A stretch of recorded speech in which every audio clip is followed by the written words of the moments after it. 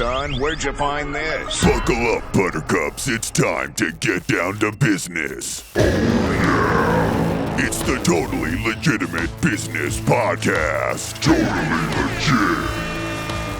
Welcome back, folks. It is once again the Totally Legitimate Business Podcast. I just want to give you a gentle reminder to like and subscribe if you enjoy the content. Today, folks, we're joined by a legend of Nashville.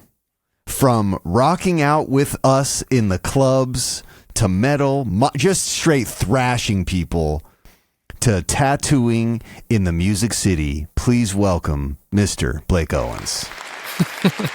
Thanks for having me. So what's going on, man? I haven't lived in Nashville for 10 years, and it seems like the past 10 years for you have been pretty crazy. Yeah, I was trying to think about how long you've been gone the other day. I was talking to somebody, and I was like, I don't know. I was like, could be 15 years, and it could be 10, 15 years. I don't know. I think it was, because I think I moved up here in 2014 or 15.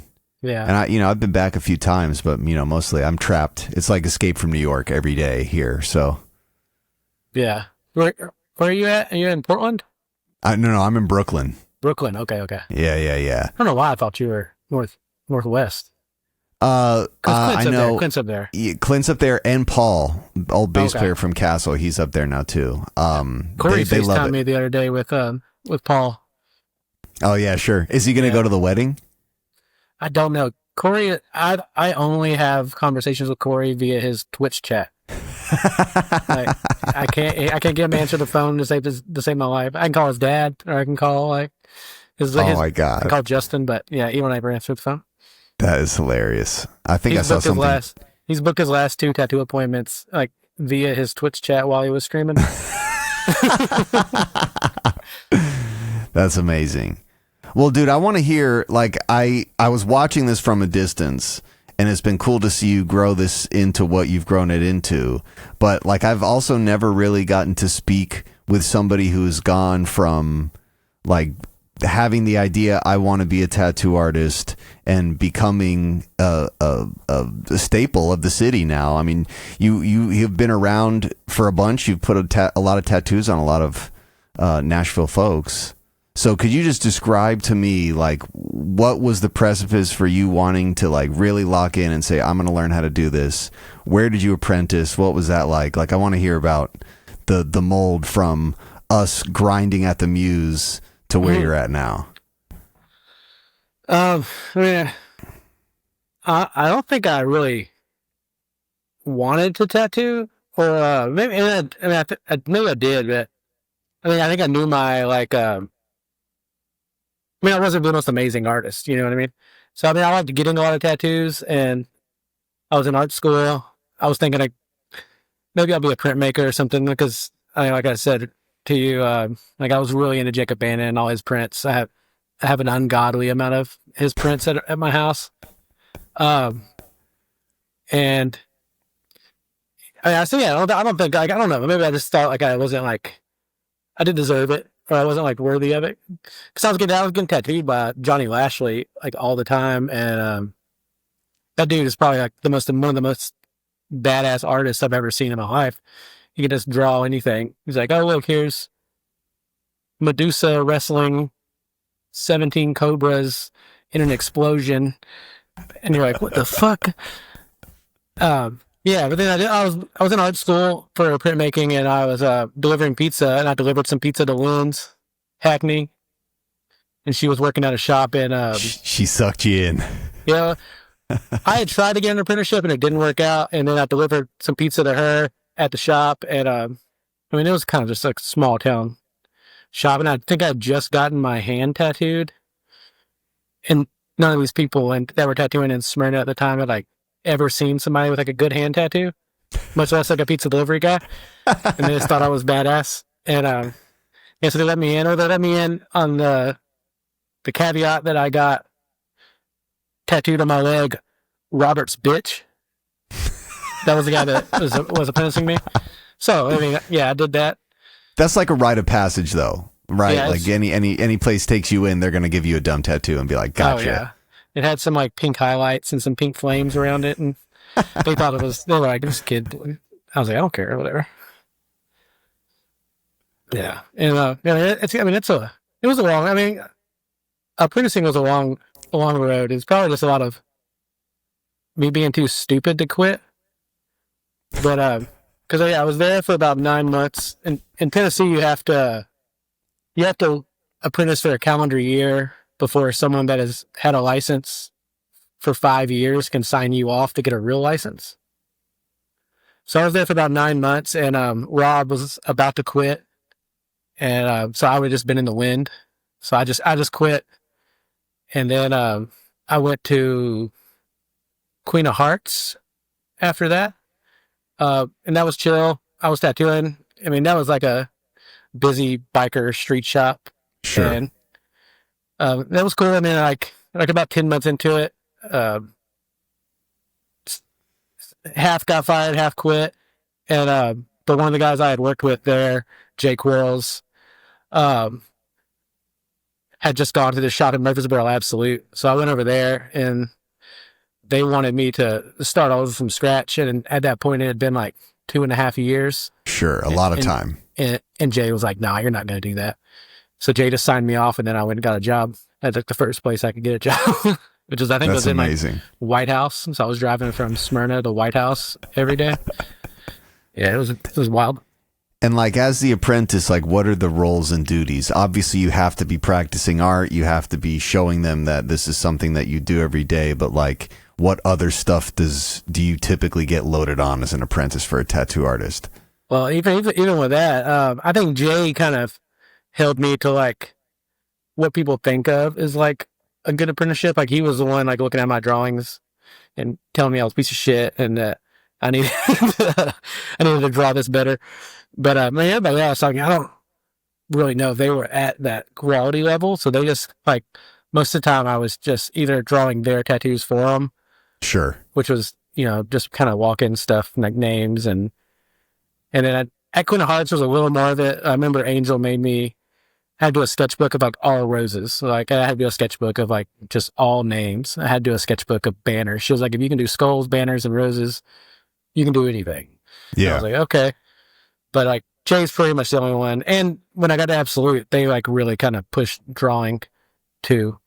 But yeah. Besides, I mean, up until Jay, it was probably more about being like a technician than like being able to do anything cool. They just like wanted you to bang out the fast money all day long.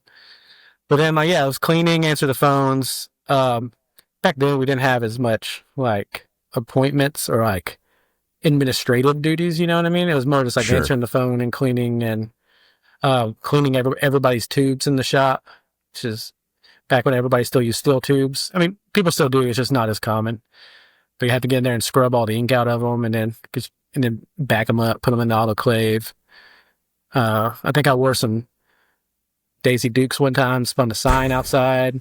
I mean, it's a good thing. Got to bring them in. Got to bring them in. Yeah, it's a good thing I don't have any shame, because I know a lot of people that have just quit at that point. I was like, whatever. Sure. I guess I'm doing this. And is it? I mean, it definitely goes to like your general attitude, but not giving a fuck, and also knowing that like you're super into it. Did that ever make whatever you were doing easier? Because you're like, well, I'm still doing what I love, so this is part of it. It's temporary. You know what I mean? It's like, you got to do what you got to do to get your foot in the door. You know what I mean? Especially back then, where there wasn't a whole lot of like easy paths into tattooing that there might be now. Sure. What years was this? I think I officially started with Lens in 2010. Gotcha. And then I got my apprentice license January 1st, 2011, because it's a calendar year. So if I'd have got it in November of 2010, I would have had to pay for it again on January 1st. So officially, I think, according to the state, 2011, but I think it was more like midsummer 2010. Yeah. And what, like, in terms of certifications from the state, how is Tennessee? And you got to get the license, but what do you have to do to get the license other than getting somebody to sign off on you? I mean, some states are really strict, but I mean, Tennessee has more regulations than some places I've been, but it's still not a lot. I think, yeah, you have to, anybody can get an apprentice license. You just have to go pay them and kind of tell them what shop you're at. But I don't really know if they look into that too much. Yeah. Because I think to them it's just money. But yeah, so I mean, I went and got that apprentice license. I think I renewed it. I probably had to show them like a driver's license. Oh, wow. And then to get the actual license, it's a little more strict. But I mean, yeah, so me and Jay had to go up there together, and then he had to have his license and his license number, and then he just like signed off for me to get mine. And they're like, okay, Gotcha. cool. Yeah, Love that.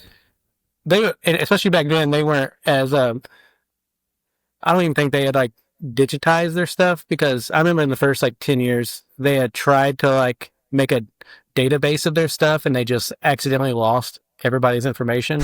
Oh, cool. Yeah. Yeah. I mean, I know a lot of people that got their license, but just like telling them that they had one, and they just gave them a new one.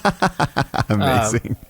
One year they like, I think for the first 10 years, they never even sent me like, an official license, like the little, like from the state, certificate, like, card stock. Yeah. The 1 year they did, it was for the previous year. And so it was already expired. I mean, the last few years they've been really on top of it and stuff. But you know, is it like a digital portal now? Can you do it all? Do you have to physically still go you in? can do that to pay. I still just, I mean, I might just be getting old, but I'm like a grandma, and I like go up there and I pay them Sure. and get my receipt and frame the receipt, just because for so long it was so hit or miss whether you're going to get it or not.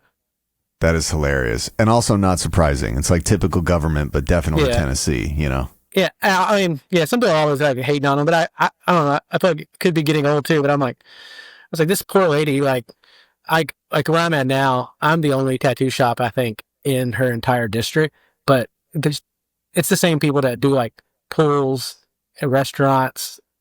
Like, so like she has to hit every restaurant in Green Hills, and then every pool in Green Hills to Brentwood, and then she has to come in here. And I'm like, they're definitely just overworked, you know, and it's always somebody different. Like there's always a different inspector. So I'm like, they don't keep people, you know what I mean? Yeah, for sure. Turnaround's got to be high. Yeah. Yeah.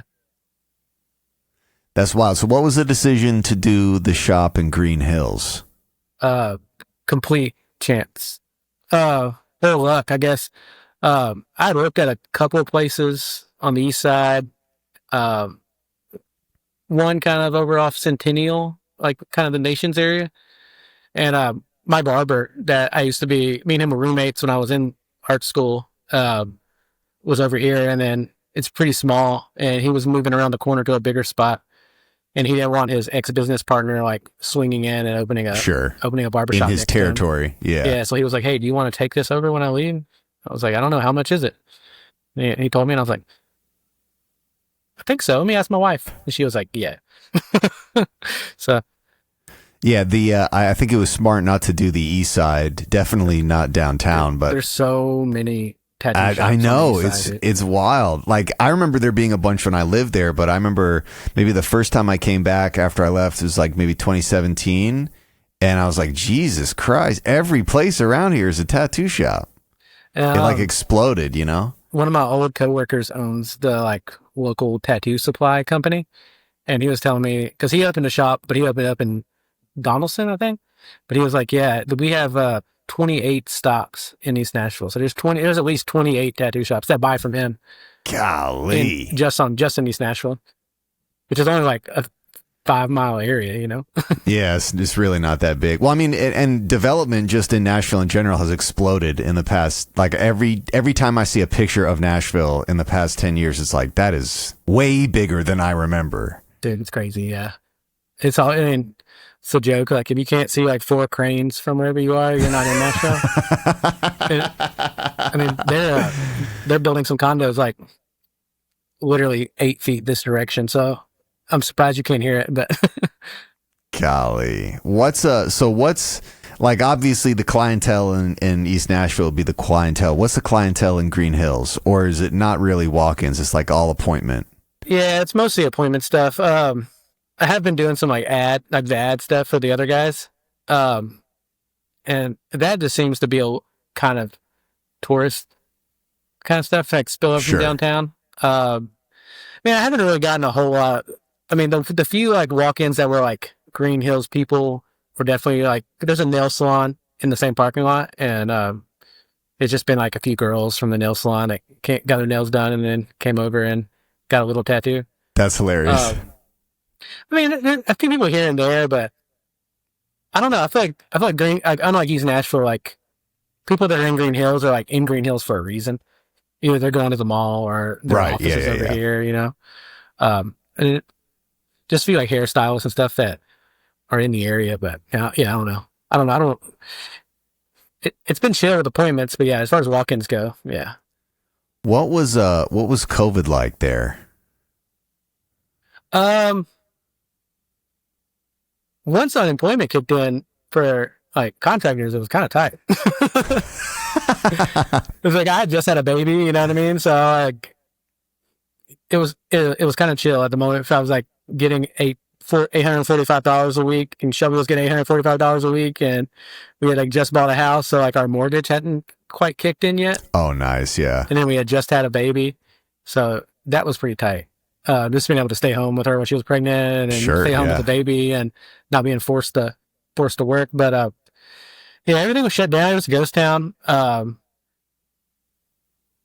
was kind of weird, you know. I mean, there's definitely some city ordinance, but you know, like they let Broadway open before barbershops and tattoo shops, and we were all that is a little cool. I was like, that's a little bullshit. But, yeah, thanks for that. Yeah, like, that's definitely the tax money. But what did you notice any like shifts? I mean, obviously there's like the big shift of that whole thing, but was there any big shift in like how people get tattoos, how many people get tattoos? Oh, yeah, I mean, as soon as that's probably before COVID. I think the furthest I'd ever been booked out was like a couple weeks, and like as soon as things opened up from COVID, I was like booked out like 3 months. I had to get like the girl that's still my like assistant that answers my emails. She was the shop girl then, but I was like, you just need to take over this completely, because the first 2 weeks open, I think I like double booked myself like 6 times because of my ADHD, just like going yeah, sure, I can do that. Email from my calendar, like just going back and forth. Something got lost in translation, and I was like, I just can't handle this anymore, so I need you to do it.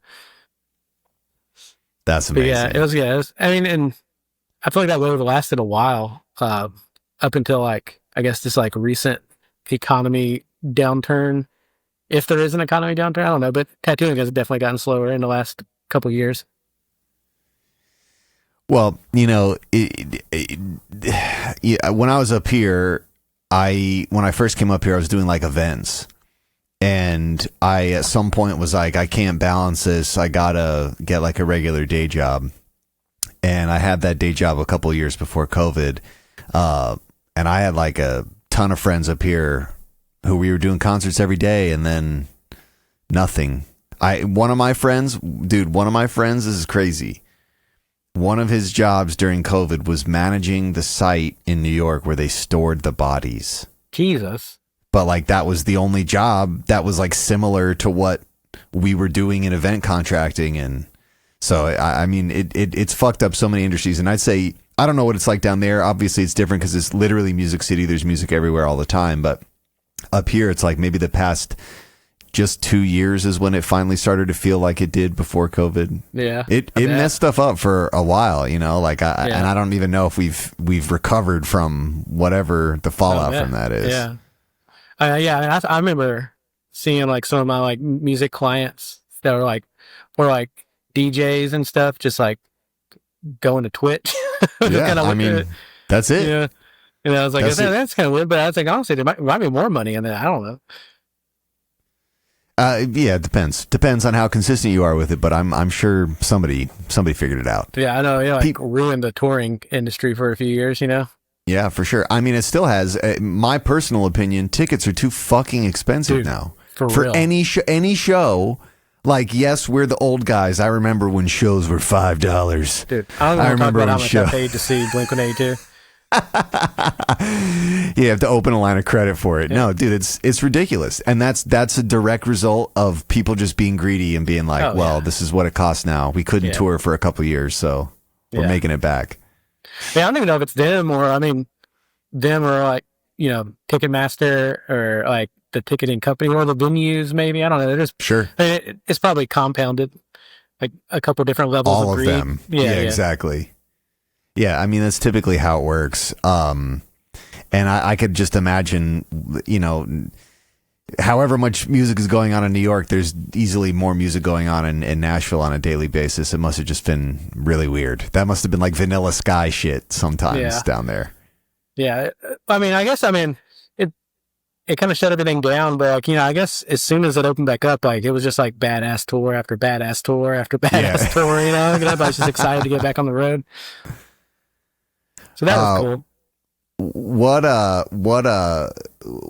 Okay, so I'm going to show your website here, and I just want you to describe like the process and economics, the decisions that lead you to opening up your shop. Oh, that's my personal one. And then where's the shops? Forever Tattoo Club at gmail.com. Gotcha. There we go. Nice. Yeah. So what was like the final straw where you're like, you know what? I am just going to do this on my own here. Let me kind of break away and do my own thing. When I was still at Custom Thrills, I had talked to Chris about maybe opening like another location, and me and him were going to do it. And that's when I was looking at like locations over there, and some stuff came up, and he just like didn't have the money to. He already has 2 shops, and then he just didn't have the money to do a third one at the moment. And then I was asking, I don't know if you know Ryan Rado. He was in a bunch of bands. I think he was in Neil Patriot and like Worker, but he has a studio space, like an art gallery, and it's in Wedgwood, Houston. And I was over there for an art show he was doing, and I was like, they have a bunch of these little like offices and like small stores that are in Wedgwood, Houston. Yeah. I was like, hey man, how much are those? And do you know if there's any of them open? And he was like, no, but you need to talk to Ryan Thomas. And I was like, why? And he was like, Ryan Thomas works at Black 13. He was like, he just said that they'd love to have you over there. So then I went over there for about a year, and it just really, I mean, it's a cool place. They're all great. It just really wasn't what I was looking for. I was already in like the headspace of doing my own thing. So like, sure.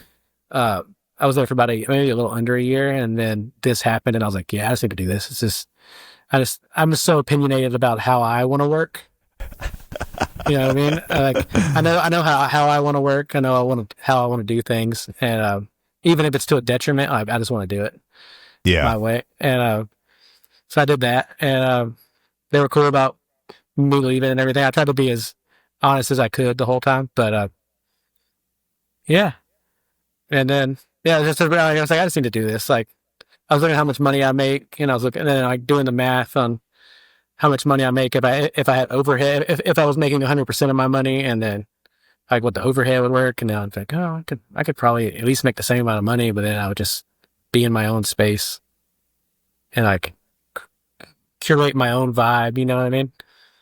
And then, Well, and can you just explain for people like the economics of you working at someone else's shop versus you, like what you have to pay them a fee, you're like renting the space from them, kind of? Well, there's more of the renting going on nowadays, which I'm sure has to do with the economy, which is cool. I mean, that's kind of what I wanted forever. I just wanted to do booth rent forever instead of percentage, but most shops nowadays are still percentage based. When I started, it was like a 50-50 split. Like the artist kept half, the shop kept half. And then, over time, it just gradually leaned more towards the artist. I think when I first moved back from Florida, I was getting 60-40. So I was getting 60 and the shop was taking 40. Which is cool. I mean, there is a lot of giving, especially owning a shop now. Like I understand the overhead and like what goes into making all the money, or like facilitating getting people in the door to make the money. Yeah, but sure. I did a guest spot at one of my friend's shop that was booth rent, and so he could go on his honeymoon. So I like filled in for him, and I was there for like 11 days, and I just made a great amount of money. Yeah, a great amount of money. And I was like, I don't even feel like I worked that hard, like, because cause like before that, I'd done like, 12, 13-hour days before. And I was just like casually like just tattooing people and like, yeah, I was like, cool. And I came back and I was like, oh, I wish there was a shop here that did that. And at the time there wasn't. I probably pushed for it at every shop I ever worked at since then. But, the boss was like, well, yeah, if it's not your shop, you don't make the he's rules, like, no, we're not doing that. Which I get. I mean, it's a completely different business model is what everything is built on, you know what I mean? So, I mean, that's what I do now, but, yeah. And how long, you said you're at Custom Thrills. How long were you at Custom Thrills? I want to say 5 years, but it could have been like 4. Yeah, that was the only spot I actually got a bunch of tattoos from Chris St. Clark. Yeah, Chris is great, man. Yeah. One of the nicest dudes I've ever worked for. Well, and just like the whole aesthetic, and that shop has been around for forever. It's in different ways, kind of like a Nashville staple. And yeah, he's a super talented artist, and he cultivates a lot of super interesting folks too. Yeah. But what if out of all the shops you've worked, like which do you think is the one that had like the most profound impact on you, or did they all give you like different insights into how you wanted to navigate being a tattoo artist? I mean, I probably got bits and pieces from all of them because I mean, yeah, even the bad ones I like because I'm a rockin' red flag. Like, I've worked at like 17 tattoo shops in my career, so like, I'm a red flag from an employment point of view. But I mean, even the ones that were not so good, I learned like either good things or like what not to do. And but I mean, I Custom and Black 13 were probably like I felt really good about getting those jobs. You know what I mean?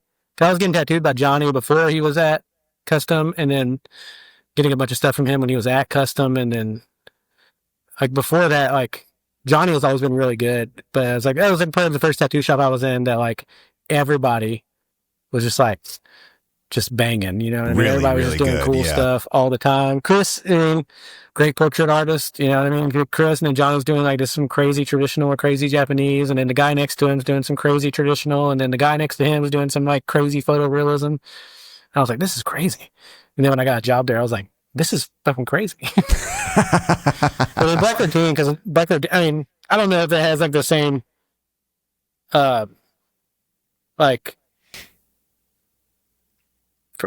outside of the industry, but like, especially when I started tattooing, like Black 13 was like everybody knew Black 13, you know? So when they were like, yeah, you want to come work? And I was like, these people are stupid. They hired me. Got him. I got him. Yeah. Those two probably felt like the most like accomplishment, you know what I mean? Yeah. Yeah. Well, I was just going to ask too, like when you're around other people who are super talented at this, is there like, obviously there's like the inspiration of seeing them do cool shit, but is there like a constant pressure to like get better at whatever it is you're doing yourself? For me, yes. I mean, I'm not everybody I've worked with, but yeah, for me, yeah. But I'm like, damn, I suck. It's like, how did you do that? What was the hardest part, like, of learning how to tattoo? What was the part that took you the longest, or like the thing that took you the longest to get to a eureka moment? Probably shading. Or like shading correctly. Like I could shade to like, I don't know what the word is. Yeah, I'm about to burp. Sorry. Like actual like whip shading. I could do some like black and gray shading kind of stuff, but like, that traditional like kind of peppered out stuff. Yeah. I mean, I think I've been tattooing like 3 or 4 years, and I was tattooing one of my friend's chests. I was doing this big like Sarah Jerry Eagle on his chest, and I like did it correctly, and I was like, holy shit, I did that. So then I did like, that was probably like 4 years, right? Like everything I did was just like the craziest whip shades. Like it was completely unnecessary because I was like, I did it. How and how long, like, I mean, obviously this is different for everybody, but How long did it take you to like master like a straight line? I mean, I don't know, say I mastered it, but I don't know. A lot of it is just like figuring out like your base, because you're really, it's not like you're when you're drawing, like your whole body was kind of set up to like stabilize your arm.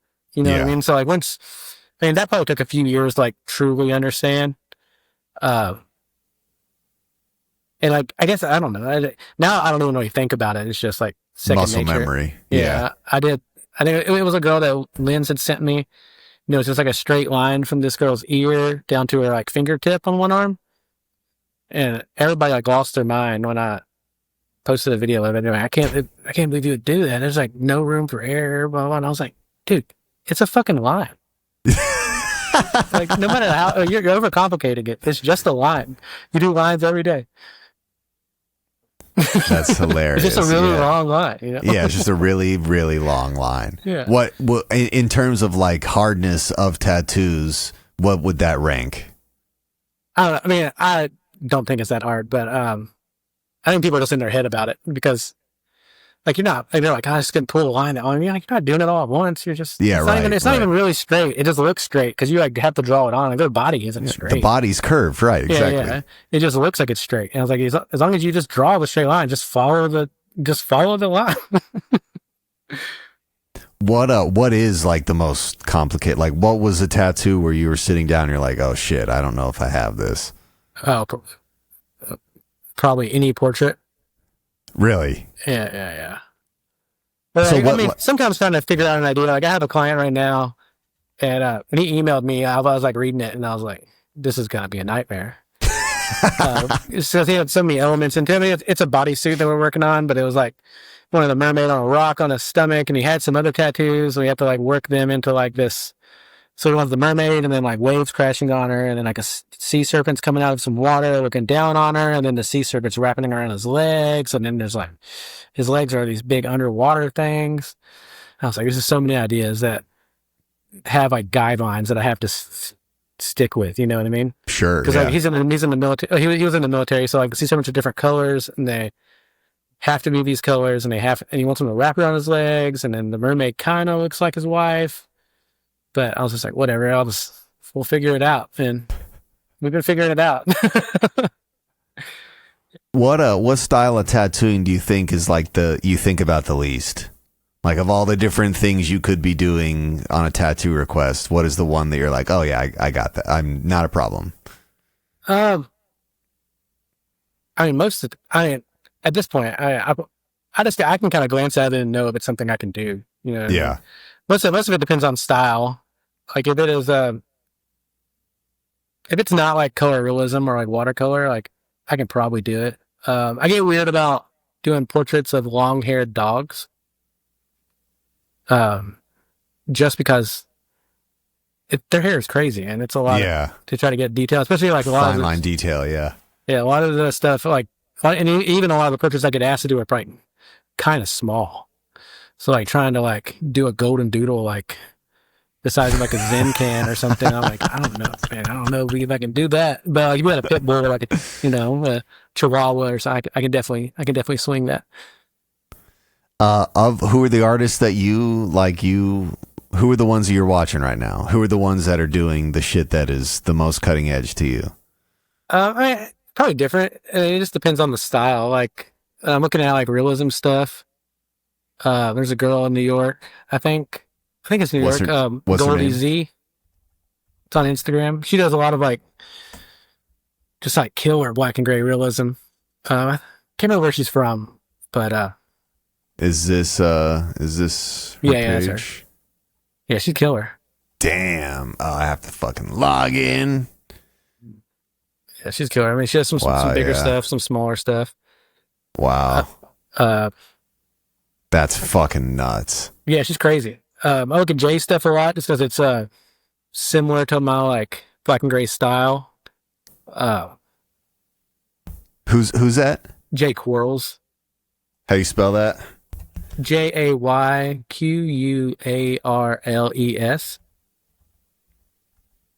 Is that right? Did I do that? Yeah, nice. Got it. I mean, he does a lot of like bigger stuff, but just like in the technique that we like. I mean, it could be because he kind of taught me to tattoo that. You're a little biased. Yeah, I mean, this is really good. And like crazy. The foundation of like, you know what I mean, how I like map things out is the same as him, just because I've watched him do it for so long. But yeah, he's crazy too. I don't normally do like super large scale stuff, and he like mostly only does large scale black and gray. But big pieces, yeah. When it comes to traditional, like people like Sean Topper and Dan Smith. I guess it's more like fancy traditional because there's a lot of like the super simple is super popular now. Yeah, gotcha. But yeah, what I notice with all the young kids that are into traditional, it's all like that super New York traditional, like Rich Fi. Oh yeah, they're real big into that out here for sure. Yeah, Rich Fi and like that old Tony Polito style kind of stuff. I mean, it's cool. It's like almost. I feel like when I started tattooing, like even the traditional was like kind of fancy. Yeah, you know what I mean. And so I haven't really been asked to like do a super like it's almost like folk art. Yeah, I don't know if I could draw it. I mean, I probably could. I would feel like an idiot because it would take me so much longer than it probably should. Because I would just like overthink it. You know what I mean? Yeah, sure. Don't fuck up. Yeah, because I mean, it's great. I mean, I have some tattoos like that, and I love them. But and then like, it's like the whole like Rich Fi, R&D. I'm trying to think about the New York people, but like Smith Street kind of stuff. So that's what I've noticed. Like I'm looking at my new guy stuff. He's like 28, and he has like tons of flash, and it's all kind of like that. And I've noticed it a lot with like the younger kids. What tattoo trends did you see fading in your time? Like what was big when you started that isn't big anymore? Oh, definitely new school. Yeah. I mean, I'm sure it has like its areas where it's still super, like Florida. When I was in Florida, like everybody. That was the thing. Super new school, super neo traditional, and I've noticed most of them like kind of transitioned into either like anime, or they do like super like Art Nouveau kind of stuff. Yeah, like there's a bird and like an Art Nouveau frame. But yeah, that like Timmy B style, like neo traditional, like and like Josh Wood's new school. Like you don't really see it too much. I have a buddy Evan Qualls that still does it. And he's killer at it. But yeah, I mean, he had just moved here from Florida, so I was like, you're really the only person that does it. So I mean, like, if there's a good niche, if there's a market for it, then you're the only guy. So. Well, and is that like I'm guessing that's a pretty common thing. Like if you start tattooing in a city and your particular art style, the stuff that you like to do the most is going on in another city, will artists just move to that other city to be like, I'm going to do this here? Or? I feel like some do, but like, I don't know. I mean, I feel like it's probably good. I mean, there's a girl here named So-Yun, and she's from Korea. I'm not sure of like the actual like city, but she moved from like Korea to New York, and then she moved down here. And so they're like, she does that like super fine line, like a lot of the stuff that I'll post, but like super fine line, the small realism kind of stuff. Is this her thing? Yeah. Gotcha, like watercolor stuff, and for sure. Especially when me and her worked at Custom together, and when she moved here, like there was almost no one that like specialized in that, but like people were asking for it all the time. And everybody's like, no, we can't do that. No, we can't do that. And she was like, I love doing it. So I mean, she's been booked like the whole time she's been here. Yeah. Well, I mean, that definitely in the past 10 years, that whole style has kind of blown up. That's huge in New York too. Like, a lot of people will have tattoos here, but they won't have a lot of tattoos. Yeah. And typically the tattoo they're going to get is some very fine line thing in a, reasonably hideable place on their body or like behind their ear or something. Yeah. I've done a lot. I mean, I've done a lot of it. I mean, yeah. I was just like, whatever. I'll do it. Yeah, I mean, it's that. Well, I mean, one of the things I love about this is that it's everyone's picking how they're going to express themselves. That's why I love doing tattoos or getting tattoos done, is because it's just like I'm stamping this thing on me. It's kind of like a memory of a specific time in my life, And I don't have any color. I'm like all black, a lot of straight line stuff. That's just what I'm into. And I love running into other people who have a completely different wild style. I don't know if you remember Courtney Foster. Hot Topic? Yeah. And she had the super detailed tattoos where it was like Johnny Cash, but as a zombie, and Elvis as a mummy. I want to say Johnny Lashley did those. Okay. Yeah, but that would check out. those were some of like, I had never ever seen a tattoo like that. Mm-hmm. And you know, that's just, it's one of my favorite things about this is like, even people who aren't necessarily artists themselves, they can like, you know, artistically decorate their body with this shit in whatever way they want. That's how I felt when I saw Johnny's tattoos too. And I can't remember if it was Johnny or like, I think her and I think Lynn's got there was a guy that worked at Emperor with Johnny named Brady Payton, who was probably the first guy I ever saw do a color portrait. Yeah. So it was like 2007, and I like look over and this guy's doing like a color portrait of Johnny Cash or something, and I was like, "What the fuck? What am I doing?" I didn't know you could get. I didn't know that you could get tattoos like that. Yeah, exactly. And I think he did like Lindsay's chest piece that she had gotten forever ago, and I can't remember. Yeah, it was anyways, it was probably either Brady or Johnny. But yeah, so when I saw Johnny's tattoos, I was like, yeah, that's crazy. So like, obviously art is now part of your everyday business. This is what you do. How much outside of work do you commit to art now? And has that changed from before you started I'm tattooing? Probably the worst. If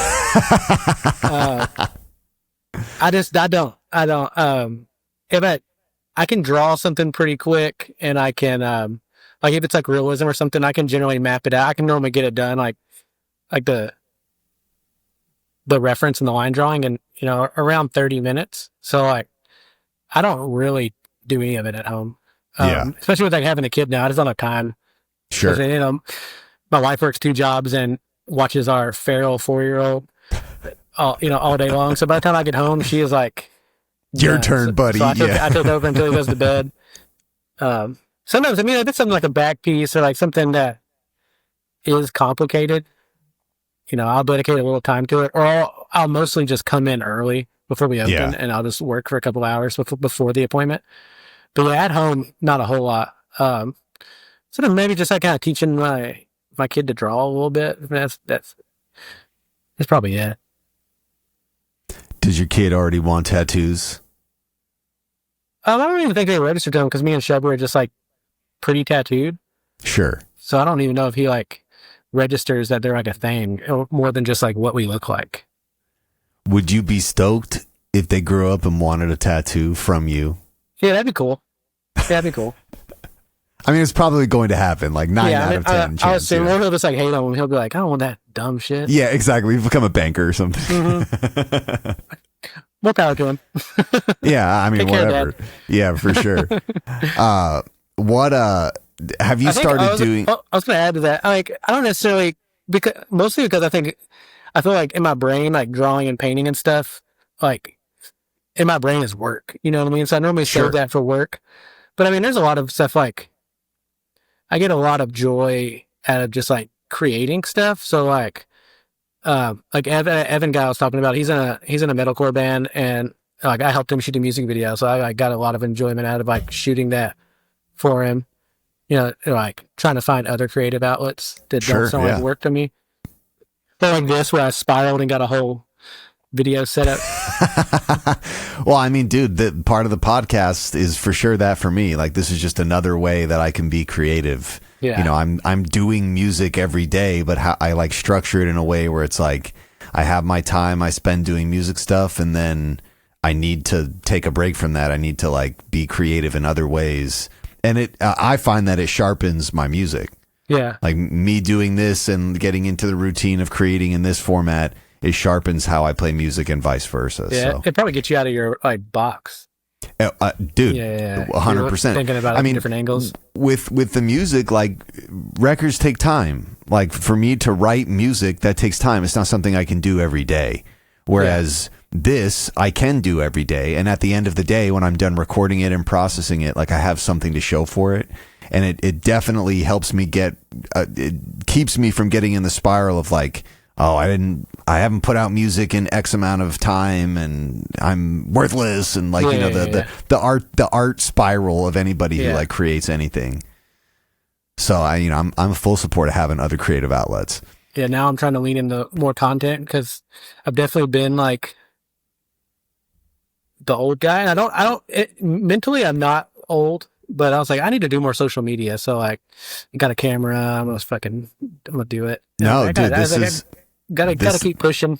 This is the way, and it's cringe. Get over it, buddy. It's cringe. Get over it. Okay. Like I said, I don't have any shame. I mean, I'm spun aside like Dozy Dukes. And exactly, like this isn't like anything compared to how humiliating that must have felt.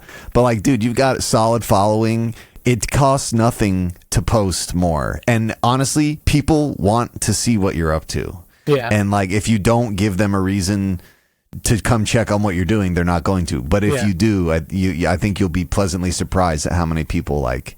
And again, people that are not in Nashville. That's the beauty of the internet, is that your shit can go beyond. Which is kind of my next question. Have you done or started doing any of like the convention scene stuff? Do you go to other places frequently, or is it few and far between? Not so much. I mean, I have.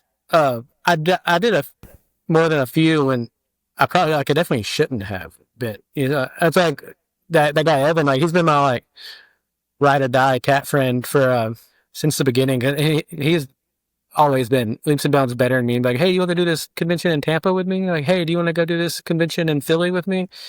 And looking back at it in retrospect, like, it was really to like the detriment of him, because like I was a mess. You know what I mean? He's like super professional, super like buttoned up. Like, he's a good time, but like, he has his banners and his sponsors and his table set up, and I like show up with like some kind of banner, especially back then. Like, I was like, I was partying, so I was like, hey, I had all my stuff, but like not really, but he didn't care, you know what I mean?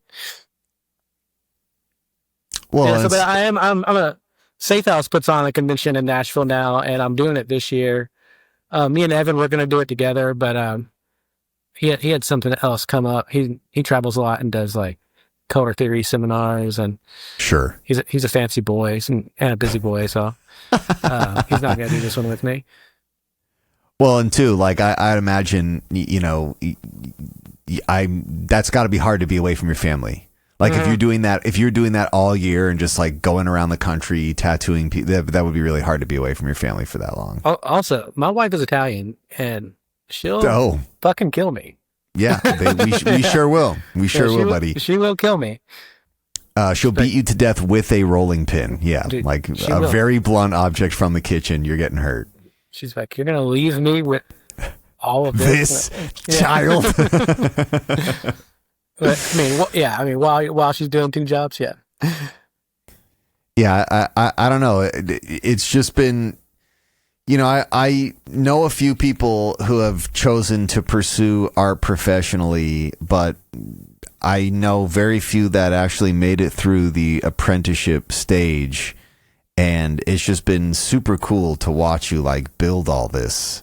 Like, I know that to you it might not seem like a big accomplishment because you're watching it as it's happening, but like from the outside watching it, it's been super. Like, we used to be crazy individuals, for sure. Like we used to have zero purpose or direction. I don't know about you, but there was definitely a period of time where I was convinced I would be dead by 25. Oh yeah, for sure. And we lived those ways and we had a great time, but I really love seeing that at least some folks from the heroin needle muse have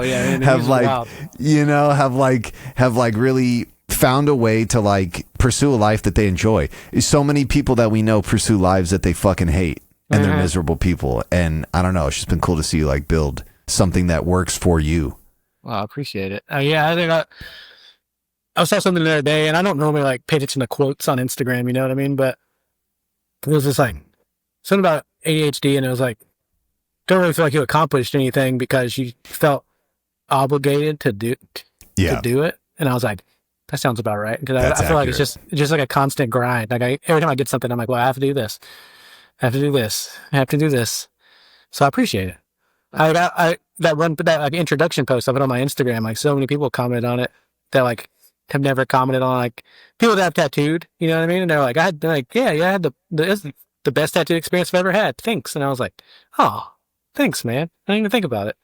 Well, it's too like you loved tattoos before you decided to become a tattoo artist. I feel like you bring you bring like a special element, and definitely like the human connection.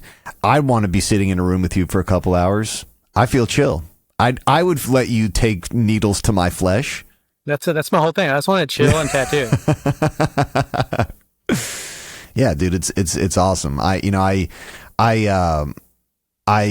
also wonder like what is like the ideal scenario for you? Maybe you have it now, but what is the ideal scenario in terms of where you take your shop? I mean, I definitely probably like a bigger shop because I think our shop is 470 something square feet, which is probably the only reason I can afford it in Green Hills. Sure. But so, I mean, I wouldn't mind 800 to 1,000 square feet, 5 or 6 stations, including mine, you know what I mean? Maybe have like a little bit of a lobby or like a back room where you don't have to, draw everything in front of the person. But, yeah, just something like that. I mean, that's kind of want it to be, like, I want people to like working and like being able to work how they want. And I want them to just feel comfortable. I don't want them to necessarily feel like they have a job. I don't want it to feel like a job. I'll let them in here and working, but I want them to enjoy what they're doing. What I mean? Yeah. Enjoy what they're doing. Because I've worked really hard. You'll burn yourself out. You know what I mean? And if you don't start, and if you're like busy for like if you're consecutively busy, then the money issue's got to come up. You know what I mean? That's why I like how I have the business structure is a little different than other ones. Like I have one guy, it's on a percentage, but it's on a pretty high percentage. But the shop still makes money. I give the shop some money, and then I have Max, who's on booth rent. So the shop takes care of itself, and I don't feel the need to be like, if they're like, hey, I'm going to go on vacation for like a week and a half. I'm like, okay, dude. Go ahead. Yeah. Enjoy. Like, hey, I'm going to go do this tour managing thing for a week. I'm like, okay, dude. Yeah. Have fun. I am really enjoying it because my new guy, he's very nice. He's kind of timid when he has to like ask me stuff. He's like, hey man, my girlfriend's sick. Do you mind if I reschedule my appointment and like take care of her? And I'm like, dude, go take care of your girlfriend. What are you doing? It was cool, man. Yeah. What do you think that the reason that he might be timid is because that's just not a common thing in the industry? Yeah. I don't know. Even with some of the weird shops, I've had pretty understanding bosses and stuff when it came to that kind of stuff. But I've definitely seen friends work at places where they're like lorded over. Yeah, they're more like indentured or something. I don't know. Yeah.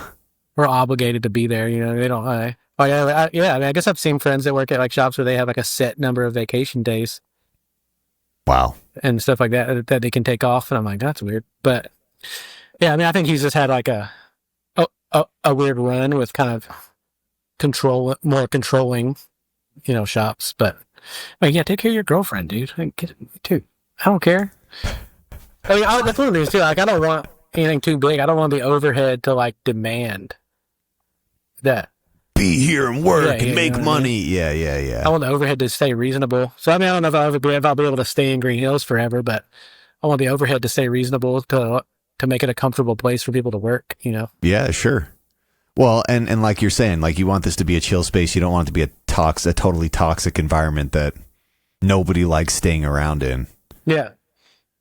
Also, I think when you can get too big, you know what I mean? If a shop has 10 people in it, or I've seen in New York shops that have 15 or 20 people in them. Oh yeah, for sure. They cram them in here. They really do. Yeah. That's even from just the business owner aspect. I'm like, yeah, that's money from that many people, but I was like, that's 15 to 20 personalities you have to know how to navigate, and then that's 15 personalities that have to mesh with each other's personalities.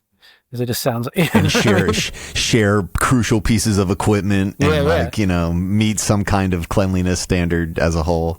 Yeah, I was like, just like, I mean, that's the hardest thing about staffing is like you just don't want to hire somebody that like ruins the vibe. Yeah, sure. You know what I mean? If you have like 10 or 15 people, like you're probably going to have someone whose vibe is off. Well, and I know in New York for sure, like going kind of back to COVID, I'm sure this has changed for you too, but like the economics of tattoos before COVID, they were literally 50% of what they are on general now. Yeah. And there was obviously a lot of like supply chain stuff, and then of course the fact that people weren't open or able to give tattoos and stuff. But I don't know. To me, it's like the tension is already high for many industries, especially this one post COVID. There's no point in making it a toxic situation for anyone at any point. Yeah. I mean, the cost of everything is skyrocketed, you know? I mean, I try to like price things fairly, but also like almost every tattooer I know, like they have their like set pricing, but if you're like emailing with them and you're like, yo, I want to get this, and they're like, yo, this is $1,000. You're like, hey man, I got like $500, but like we could probably figure something out. Whether it's let's just knock it out in sessions. We might have to like set it up differently, where like we do this and then do this, or like outline this, and then, or like I know with me, like if something is $1,000 and they're like, I got $800, I'm like, cool, dude. Yeah. Like, whatever you got, man. That's it. Yeah. Like as long as you're in the ballpark, like, and you're chill, then I'm cool. You know what I mean? Well, and two, it's like one of those things where I've never had a problem with paying good money for a tattoo. Like that's never bothered me. And typically the places that I pick are like, I'm going here. It might cost me more than elsewhere, but I know this shop is super clean. I know this artist and the work that they do is exactly what I'm trying to get done. To me, it's like, it's obviously a luxury thing, and I've just never really taken that for granted. I'll happily pay anyone.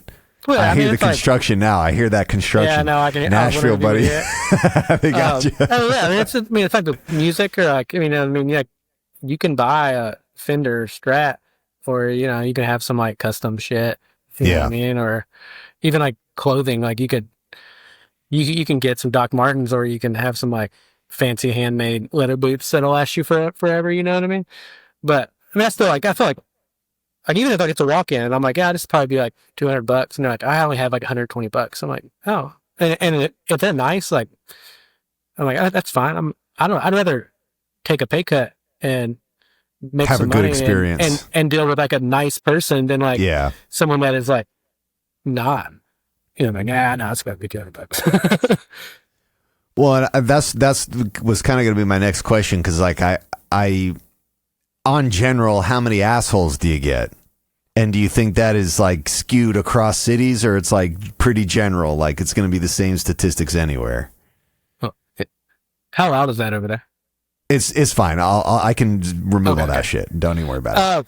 I mean, I feel like with appointments, like people that book appointments are normally pretty chill. I mean, sometimes they can be a little like micromanaging, because they just like work through the, you know what I mean? They've worked through the process of like what they want in their head, and they sat with the idea for a long time, which is cool, as long as they communicate it in like a nice way. Yeah. But I mean, a lot of times it's just walk-ins, and it's, I mean, in my experience, most people that were like kind of like assholes were either just like small town people, and they either the price caught them off guard, or it's just different than like how the guy in their small town that's always tattooed them like works, and they're like, but I think that the most part, I mean, it's always kind of been walk-ins, I feel like, but also some of the coolest people are walk-ins too, so it's like there's like a give and take, you know what I mean? Well, I would guess that like most of the reason that people start to behave like an asshole is because of the price. Like they hear the price and they're like shocked, and then you like look at the other tattoos that they have, and you're like, well, okay, you get what you pay for, all right? And what you're paying for here isn't necessarily what you're paying for back there. Yeah, sometimes I'll be like, I'm like, they'll show me a tattoo, and I'm like, do you like it? And they're like, yeah, I love it. And I'm like, why are you here? Like, yeah, right. Keep going to that guy. I mean, I can't do the tattoo for that price that that guy did. And, I mean, especially like overhead, especially like when I work for somebody else. Sure. I'm like, just, if you like it, go back to that guy. Who cares? Are there, so, you know, you got to tattoo some of your favorite places in the Nashville, Tennessee, greater Nashville area, but are there any other places that if they did invite you to come do like a guest slot that you'd really, or like artists that you'd want to tattoo beside? I used to do that a lot. Now I feel like it would have to be like a big deal. Like, normally, if I travel to work, it's to see friends that also tattoo. So it's like kind of going on tour with your friend's band. You know what I mean? Sure. I don't always get to see them. So when I do travel to work, it's normally to see somebody that I know. But like someone like Kings Ave in New York, I'd be like, fuck yeah. Or like, you know what I mean? I don't really know a whole lot of shops that I like. It would have to be like, oh shit, I can tattoo next to Mike Rubendahl. Yeah, I'll go to make myself look completely inadequate. But it'll be cool. I'll be able to say that I did that. Yeah. Yeah, or like Smith Street or something. You know what I mean? Like some of like Eli Kunters and those dudes over there, are like traditional, like demigods. You know what I mean? Yeah, sure. The legends. Yeah. Yeah. Or like even like older guys that still tattoo. Like I'm trying to think. Yeah, like Freddie McGrady or Eric Inksmith. It's like in his like 80s and still kind of tattoos. Like I'd definitely go hang out with that dude. Yeah, for sure. The stories must be epic. Yeah, like tell me something from the 70s. Tell me something from the 60s. You know, I want to hear these crazy stories. There's a lot of crazy tattoo stories from. I'm sure. I mean, you know, it's much more monitored and regulated back in those days. It was pretty Wild West, for good and bad. I love the like old biker stories. They're like dudes shooting at people and like. I'm sure it gets real intense. Shops down. Yeah, right. I'm like, it's a crazy. I don't want to do it, but it's a crazy story. I don't want to hear it. What I don't know if you ever thought about this, but like, let's say some guy comes into your shop and they're like, no tattoos, and they're like, do whatever you want. What would you do? Have you ever thought about like what? I absolutely hate that. I absolutely give me direction, please. Yeah, I want some kind of direction. Because I mean, it's just like anything. I don't know who you are or what you like. Like, yeah. I mean, I could tattoo like a big cholo girl on your leg, and you'd be like, I hate that. Or like I don't know, is a skull? You know what I mean? Like, it's kind of like, it's like when tourists are like, hey, what's good to eat in Nashville? And there's just like so many options. What do you want? What do you like? I can't even, the only ones that come to my head are the ones that I go to. You know what I mean? I'm like, where should we go eat? I'm like, I don't know, like name a kind of food. Like there's probably hundreds. Yeah, I mean, there are. I was honestly surprised. Nashville, in some ways, had more diversity in the types of food that it has than even New York has. There's a couple places, types of foods here that are abundant in Nashville, but there's only a couple places in the whole city, and they suck. Like, none of them are that good. Like what? Well, so when I lived in Nashville, I loved eating Ethiopian food. There's like five real, exactly. There's 5 real good Ethiopian restaurants, or at least there were when I was there. And I'm glad to hear Gojo's still around. That shit is incredible. The drummer of the other band that I had, that was like before we rehearsed, we went and we ate like a shit ton of Ethiopian food, and then totally stunk up a room because we were farting a bunch. But it was really good, and my expectations were high, and I came to New York and I was like, surely there's going to be a ton of that here, and there isn't. There's only a handful, and none of them are that good. Yeah. It's just weird, Nashville. But this is kind of weird. So one of the times I used to go to what was that Indian restaurant that's in the hotel? You ever been to that? It's on the west side. I just in the last like 3 or 4 years got into like Indian food. Oh man, dude, Nashville has some of the best I've ever had. There's actually a spot over in Franklin that is some of the people from the place that was in the hotel. I'll have to look all this shit up, but then there was another place on just up the street from that was also really good. Anyways, I would go to these places so frequently, like I'd befriend the staff, and they would come around and be like, hey, what's going on? And one day I was talking to some of them and I was like, so why, like, what made you want to come to Nashville and open an Indian restaurant? And they're like, well, no competition. And they were from like the New York, New Jersey area. And they're like, we came down to Nashville, very little competition. The cost of everything here is way cheaper. We could get a nicer restaurant. We can get higher quality ingredients. And it still is some of the best Indian food I've ever had, even in the city. In the city, it's like really hit or miss, whether it's good or not. But dude. The job I had when Lynn's had got me that apprenticeship, I was delivering pizza for Angelo's. I don't know if you're right there. But like, so Angelo opened Angelo's and Pizza Perfect. It's weird. I do none of this work, like going into this job, but like all the old, like back in the day, like there was only like 4 or 5, like really good, like New York pizza places. Yeah. So like there was Angelo's and then there was Sal's and like Joey's House of Pizza and like Manny's Pizza that was in the arcade. They're all like related to each other. Like, yeah, Angelo moved here and then like Sal's his cousin and then like Joey's his nephew and then like Manny is like Sal's cousin. But they like straight up the whole family from Italy to Brooklyn and then they're only in Brooklyn for like a couple of years and then they moved to Nashville in the 70s. And like my mom worked for Angelo's when she was in high school. Wow, dude, that's amazing. And, they're like the first people to sell pizza by the slice in Tennessee. Holy shit. It's fine. They're still around, but they're in Smyrna. Sal sold Sal's, and he opened another place in Smyrna. They're all kind of in the Smyrna, Murfreesboro area, but that's just the cost of property, I think, nowadays. But yeah, it's still fire. For sure, yeah. They're like, it's crazy. You know, I am glad that I missed the construction boom, but I'm no joke. Like, I miss some of the restaurants that I would go there, like that I would frequent. I really miss that there isn't. Up here, it's all like consistency. So you might find a restaurant that you have a good experience once, but is it going to be good again? And then definitely since COVID, the cost of doing anything other than just making food in your house is like way, way more than it should be. Yeah. So I don't know. It's all hit or miss.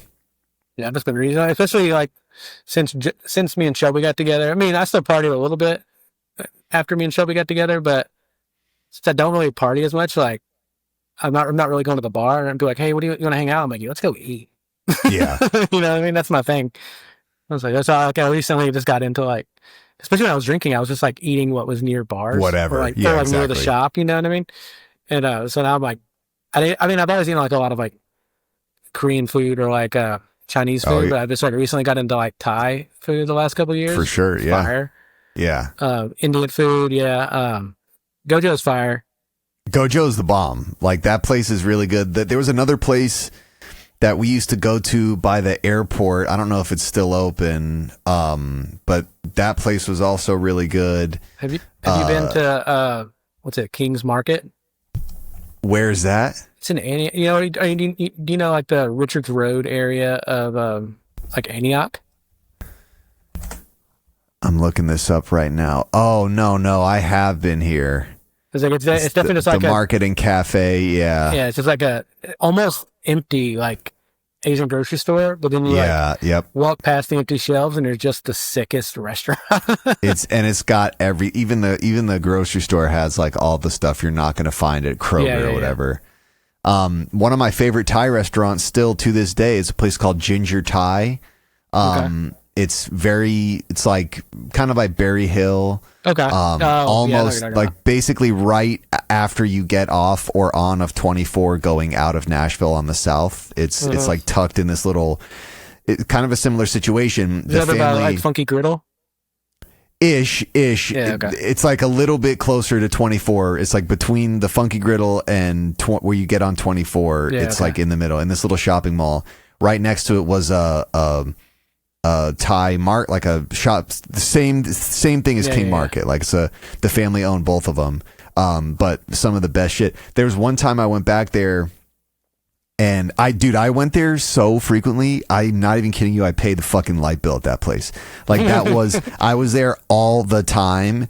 And I moved, and then I came back, and they all recognized me, and they were like, I had a huge group of people there, and they were just like bringing out stuff for us to eat that we didn't order. I don't know. There's elements there. Well, and like that's another like Nashville or Southern thing. Like you're not going to get that in New York. Yeah. Like if you want one drop of water more than what then you paid for, you're paying for it. Yeah. But I don't know, dude. It's some of the best food. There's a ton of really good Korean food on the west side. I don't know if you've gone to any of the spots out there, but I don't know. Like really good stuff. Uncle that worked at like Thai Phuket for like 20 something years. Oh, hell yeah. He opened a Thai place like next to my house in Hendersonville. Amazing. Sick. There was like 1 week a couple weeks ago, right? I ate there like 4 or 5 times. It was awful. It was awful for my stomach. Yeah, for sure. Yeah, it'll be interesting to see how Nashville continues to change and evolve for sure. What are your thoughts on that place, having watched it change over the past 20 years? I don't know, like especially being in Green Hills. So like, are you familiar with like the road that like Whole Foods is on in Green Hills? I sure am. Yeah. And for those who aren't from Nashville, Green Hills is kind of like a ritzier area. There's like a nice shopping mall, and that was like one of the only Whole Foods at one point. But anyway, go ahead. There was like I ended up tattooing this guy. There's like an English boot company that was over there. They've been a boot company for like 180 years or something like that. Yeah. And they were moving because the rent was too high. And I was like, and I like looked them up, and they sell like expensive boots. You know what I mean? Yeah, I feel like great quality and stuff, but they like moved out, and I noticed the other day that a company that sells window shades moved in. Like a place that sells curtains can afford to pay more than the custom boot guy. Yeah, it's like almost 200-year-old custom boot company. And I was like, that's so weird. I feel like it's just getting watered down. 100%. Yeah, 100%. Well, and I feel too, I'm pretty sure this was like documented somewhere. I read it, but like there were a bunch of developers from LA and New York right around the mid 2010s that moved into Nashville and were like, we could be making so much money here. Yeah. And that's when all the, the gentrified buildings start emerging and the east side completely changed. And yeah, like I have friends that like Evan's shop was also on Trinity Lane. I mean, you remember Trinity Lane. Yeah. Way back in the day. And like now it's just condos. Yeah. It's like Disneyland in comparison to what it is now. Yeah. And then like Black 13's on Dickerson Road, and like everything between Black 13 and the river got bought by Oracle. So that's just going to be like the whole Oracle like campus. And I'm like, damn, this is crazy. Yeah, gone are the days of a boutique boot or hat store. Those days. I mean, I have noticed. I mean, it is making some like outlier areas like a lot cooler, like Donaldson and like Goodlettsville, pushing into Madison and like Rivergate a little bit, but like a lot of like smaller businesses are all like in the same general areas. Yeah, you know what I mean. So it's kind of creating like new little districts, which kind of sucks because it's further out of the town. But then like Nashville's also exciting. I don't know. I guess it's just the way it works. I don't know. Sure. Yeah, it expands out where there's nothing really we can do about it. Yeah. We just, gripe. Well, I luckily have a really cool landlord that's just like petty. Like he bought, I'm in the parking lot of this like big strip mall, and he bought this property like in the 80s just so the people around it couldn't buy it. Amazing. And he's had it ever since. And I don't think he's raised the rent like on right next to me is a tobacco outlet. I think he's raised the rent on Sam like 4 times in like 20 years. Incredible. And not a lot, like $100. He's just like holding on out of like sheer pettiness. Yeah, no, I love that. I love spite real estate. It's the best real estate. All the construction you hear, I think the company bought that property for $6 million, and then they wanted to build condos, and then they couldn't do that because of there's like a creek, or you know what I mean, or some some kind of code. Yeah. And my landlord was like, "Hey, I'll give you $4 million for it." And they're like, "No, we paid $6 million for it." And he's like, "I'll give you 4." They're like, "No," and he's like, "Okay, whatever. Well, just think about it." That's amazing. Yeah, I mean it's a money rush. Like that place definitely turned into a gold rush for a while. It sounds like it's still kind of chugging away. Yeah, I mean, everybody talks about I see it, like the economy being slower, like, but like construction ain't stopping. So yeah, no, for sure. it's just like bajillion-dollar companies like moving in. Like that's the hardest problem. Is like, even I was looking at this, like I couldn't find a space under 1,500 square feet. I couldn't find space under like 2,000 square feet. Yeah. Like if it was new, it was like at least like 4,000 square foot. And I was like, I don't need 4,000 square feet. It's a fucking warehouse. Yeah. Yeah, it's wild. I don't know, man. Watching that place, sports is definitely taken off a bit more there, and I definitely just obviously there's always a lot of music and stuff, but it's been crazy to watch that place become like one of the big cities in this country. Yeah, it's crazy. It's really wild to like have watched that. But you got to say goodbye to the things that you love. I guess that's the one thing we learn in this life. Too, like it's good and bad. Like, I don't know if you saw like, some of the pitch, like especially like music. Like, I tattoo Adam. It's an Orthodox, and I went to like one of his. There was like a free outside show at the basement, like the OG basement. Yeah, and there was probably 8th. 2,000 or 3,000 kids there. Yeah. So that's cool to see. You know what I mean? Especially like that on the Muse. You know what I mean? You'd be lucky. Like a sold out show at the Muse, like 350 people. You know what I mean? if that, yeah, for sure. So it's nice to see some of that, but well, definitely, and like that is, that is a benefit especially for the people who are doing not traditional like country music shit there. I don't know. It's exciting. But even like in my time there, that was a really good music scene. Yeah. It was really, maybe we took it for granted because we lived there, but like in comparison to other places or like what my other friends had, that was a great music scene. We had a lot of really cool venues on a bunch of amazing bands and just like a good solid crew of people, the staples, Yeah. It's kind of cool now, especially like East Side Bowl, like a lot of like even like the bigger venues are like kind of chill. Like they had Hatebreed play at like East Side Bowl. Hell yes. They had Comeback Kid playing, like they used to have like a little diner in the front of East Side Bowl. And it's like all glass. Like all the walls are glass. And they like put Comeback Kid and Orthodox in there. Yeah. I was like, Jesus. And they're like, y'all should come back. Y'all should do more shows here. You know what I mean? Okay, cool.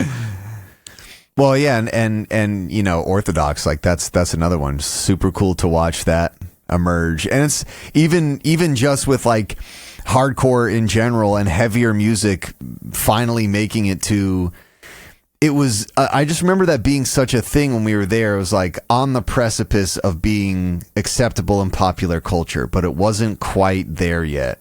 Yeah. And it's just good to see Nashville like, retaining its relevance with that. Seeing knocked loose on fucking Jimmy Kimmel is not necessarily something I thought I would see, but it is cool. What was that?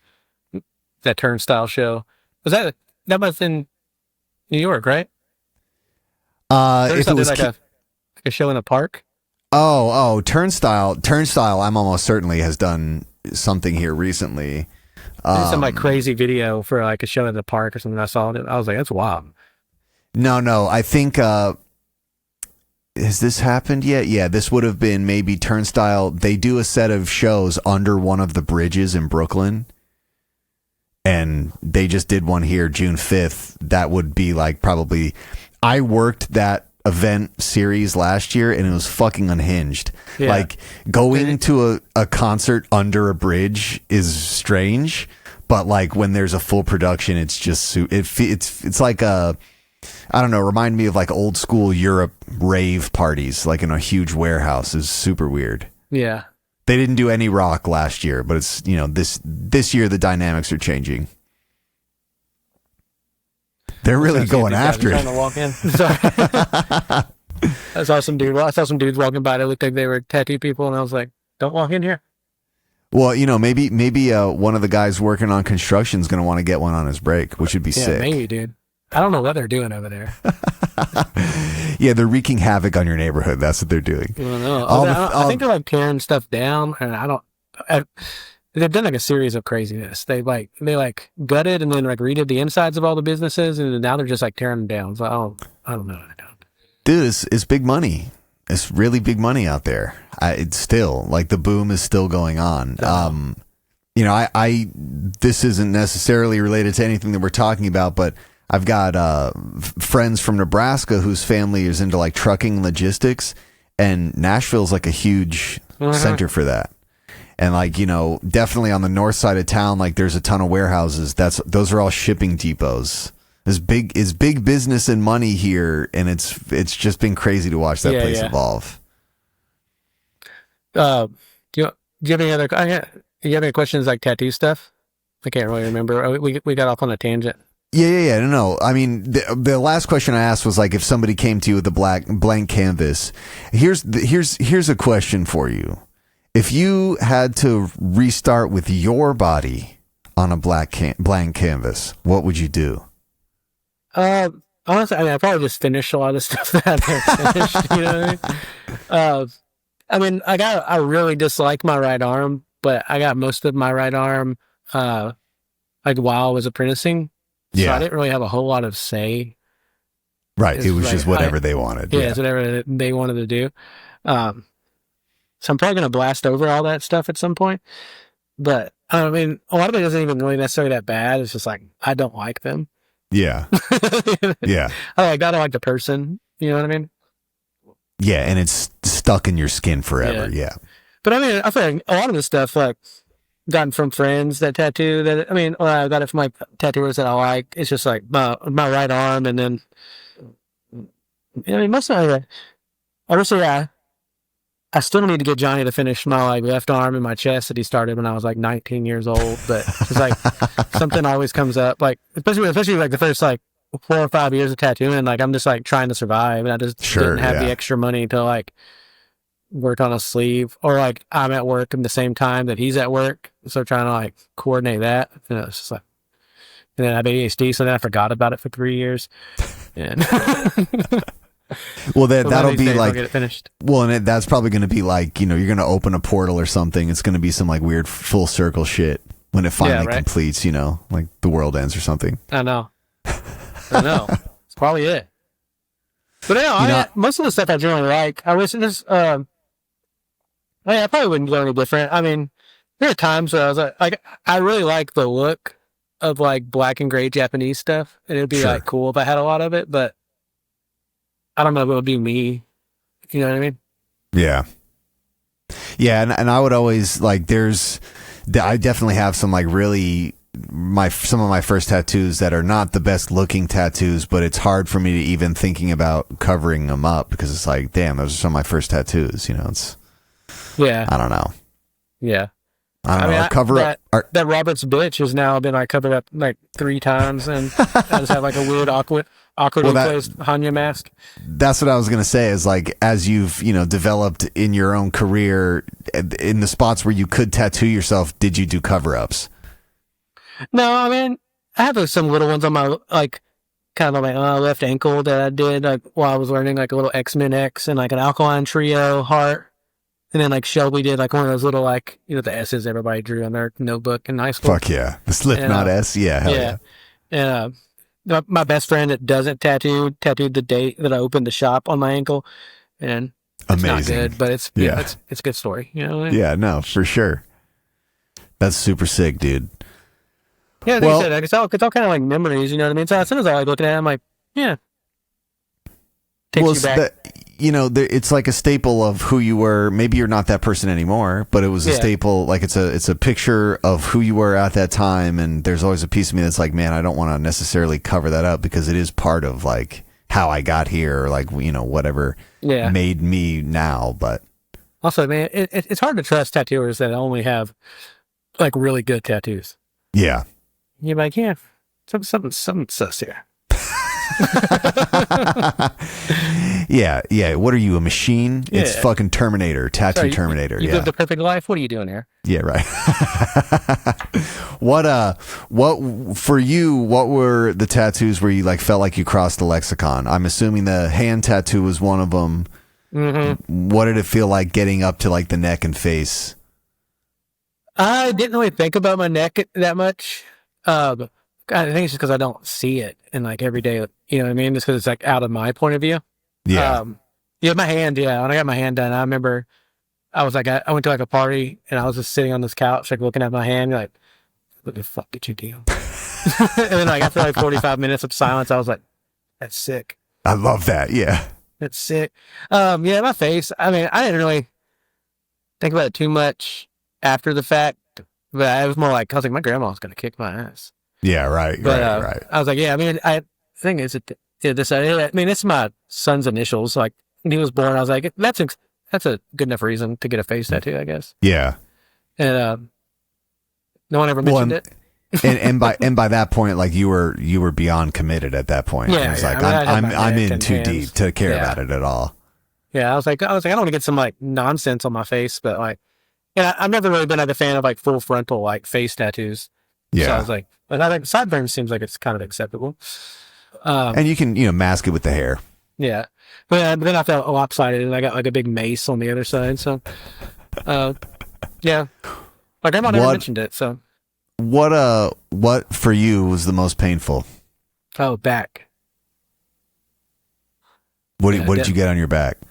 I have like a J Quarles did like it's traditional. It's not like big black and gray realism like he normally does. It's like a big like black traditional devil head. Oh wow! And it's kind of like in the center of my back, and then Adam the kid at Custom did a bunch of stuff around it. So like they did the devil head, and then Adam did some like girl heads on my shoulder blades, and then Sick. he did like a dragon going down one of my sides, and then cobra going down the other side. And I used some numbing stuff towards the end of that, but the first when Jay outlined everything, it's the only time in my life I've ever came close to like passing out. Really? Like the first line on my tailbone, like my peripheral vision went away, and I was like, "Oh no, what's happening?" But it took me a couple of years to get a second session because it was just like so painful. But it was worse than my neck. Palm was pretty bad, but it was fast. Definitely like lower back. And how long was the first session on the back? Jay is pretty quick, so it was like 2 hours. He like outlined everything. But yeah, the first line on the tailbone. That was awakening, huh? I was like, there's a reason I've seen so many unfinished back pieces. Yeah, exactly. I get it. And then I think like sense. a couple months later, I was on like another shop in town, did like a pontoon boat trip, and like the guy that owns it had been tattooing for I think like 20 years at the time, and then Aaron Richards, who's the guy that taught Johnny to tattoo, was on it, and Aaron's been tattooing since like 1993 or something, I think. Old school, yeah. And we're all standing on the boat, and like all of us just have big outlines on our back, and I was like, I get it, but I finished it. I love that. Yeah. Well, dude, I know I don't want to eat up your entire day. I want to thank you again for coming on this show and kind of giving everyone the lay of the land of tattooing in Nashville. I want to kind of turn this over to you to shout out the things that you want to shout out. I will, of course, have the links to your tattoo page and the studio and your Instagram in the description below for people to check out. But this is your moment to shout out what you want to shout out. What do I do? I'm nervous. I guess Blake Owens Tattoos on TikTok and Instagram. I have to do more TikTok apparently because you do. 2025. Yeah, you do. And yeah, Forever Tattoo Club on Instagram, forevertattooClub.com. Stop by the shop. We're just hanging out. That's it. Love that. Well, folks, you heard it here. If you're in Nashville, make sure you stop in Blake's shop and get a tattoo, and make sure you get it on your lower tailbone. I think that's what we learned. That's what we learned from this conversation. This has been the Totally Legitimate Business Podcast. Thank you so much for listening. Like, share, and subscribe, and we'll catch you on the next one. See y'all. This has been the Totally Legitimate Business Podcast. The end. With your host, James Oliva.